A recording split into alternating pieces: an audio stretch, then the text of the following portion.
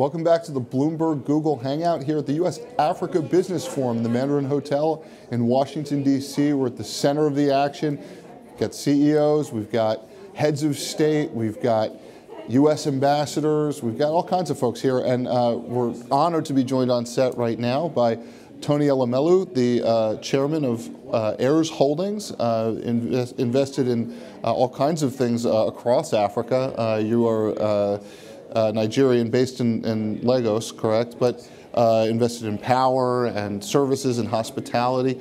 I want to ask you about Nigeria in particular, because it's such an interesting country in terms of being one of the most robust economies within Africa.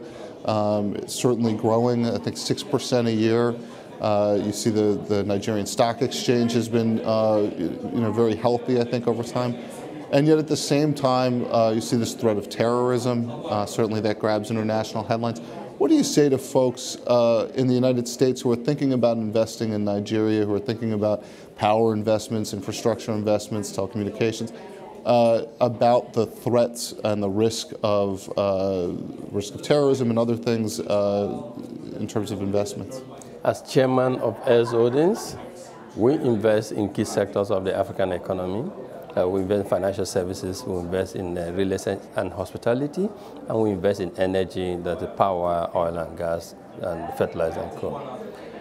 I'd like to say that we keep investing in Nigeria. That's one of the investment destinations in our group, for our group. We have investment in 19 African countries, but there's nowhere that we get the kind of returns we have in Nigeria.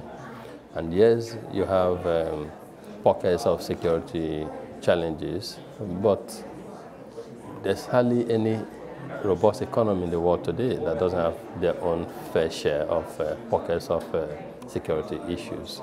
That does not deter us. We keep investing because the opportunities, the investment environment is improving.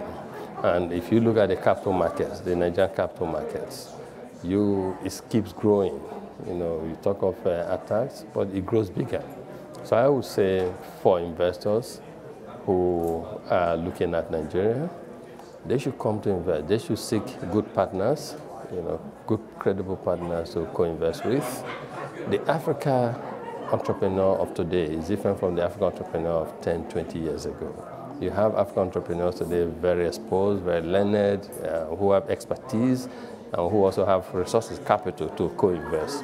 So as we come to this U.S. Africa Business Forum, we come with confidence and we come with competencies. Competencies and knowledge, confidence born out of our investment track record on the African continent. Take our group, for instance. We have investment in power. When we took over the power plant we acquired from the government during the privatization last year, the output was 150 megawatts November 1 last year. This morning, the output was 453 megawatts of electricity. So this is the kind of confidence we come to the forum with. Confidence of people who have a track record of investing and investing profitably and rightly on the African continent. So what is attractive about U.S. investment versus Chinese investment in Africa or European investment in Africa? Why, as a business leader in Africa, would you court American companies to come and to partner with? A couple of points. First is capital investment has no color. So Africa is receptive to investment from China, to investment from Europe, to investment from America, to investment from Asia, and middle Gulf states. But with America in particular, we have a kind of cultural history and affinity.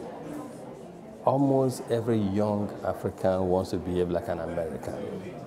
Almost every young African wants to school in America, where the opportunity exists. Almost every young African wants to go on holiday in America. I don't know about the number of African youngsters or parents who want to go on vacation and they plan or think of anywhere else but America or Europe. So that tells you the kind of chemistry, affinity, history that we all both share. And so if we see others investing more on the continent than the people who are more affiliated historically with, we begin to wonder why. And so that is why when President Obama came to Africa to announce the Pan-Africa Initiative, some of us, my group, the Heirs Holdings group, committed $2.5 billion to the Pan-Africa Initiative. And that is why we acquired the first power plant we have acquired. And that is why we are supporting the initiative. You know, Obama came to Africa, Power Africa, trade, investment, great proposition for defining the relationship between America and Africa. We want to see him push it through. We want to see the U.S. Senate pass the Electrify Africa Act bill so that more resources can be channeled and opened up towards encouraging the electrification or increasing access to electricity in Africa.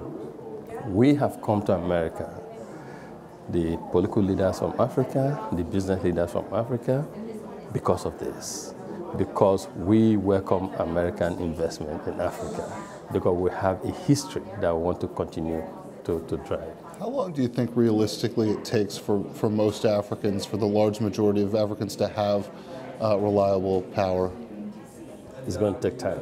It's going to take a long time because where we are coming from today, there's just under 20% of Africans have access to electricity.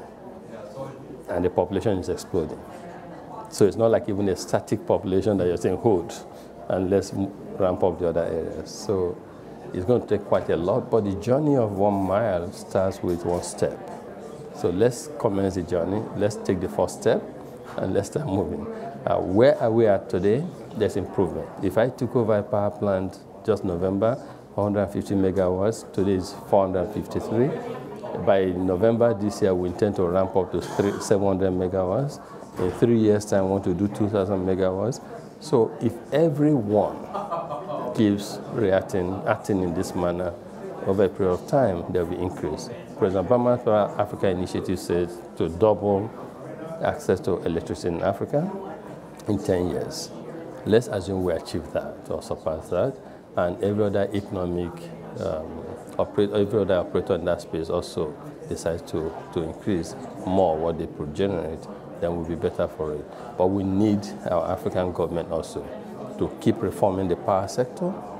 We need our regulators in Africa to wear the developmental regulatory mindset, to know that they are not regulators in a mature industry, they are regulators in a startup industry.